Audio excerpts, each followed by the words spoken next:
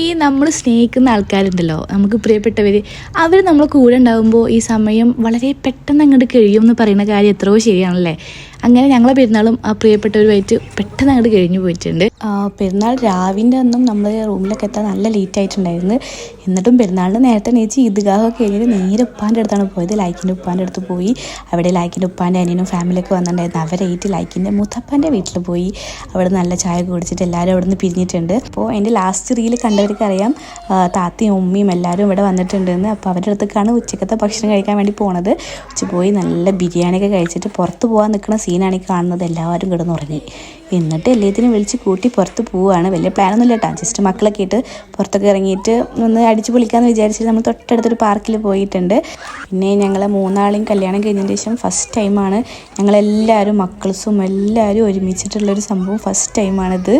പാർക്കിലൊക്കെ പോയി നല്ല ഫാമിലി ഫോട്ടോസൊക്കെ എടുത്ത് മക്കളൊക്കെ നന്നായിട്ട് കളിച്ച് എൻജോയ് ചെയ്തിട്ടുണ്ട്. പിന്നെ വേറെ കാര്യം പറയുകയാണെങ്കിൽ, പിന്നെ നമ്മൾ നാട്ടിൽ നമ്മൾ തൊട്ടപ്പുറത്ത് തൻ്റെ പെങ്ങളുണ്ട്, അമ്മായി, അവരും ഇവിടെ ഉണ്ട്. അവരും വന്നപ്പോഴാണ് കംപ്ലീറ്റ് ആയത്. നമ്മൾ നാട്ടിൽ വീട്ടിൽ പെരുന്നാൾ കൂടി ആദ്യ വൈബ് തന്നെയായിരുന്നു. അവരും കൂടി വന്നപ്പോൾ ഫുൾ നമ്മൾ ഇവിടെ ഇങ്ങനൊരു സ്ഥലത്ത് നമ്മൾ നാട്ടിൽ പെരുന്നാൾ കൂടുന്ന വൈബ് കിട്ടുക പറയുമ്പോൾ അത് വേറെ കാര്യം തന്നെ അല്ലേ.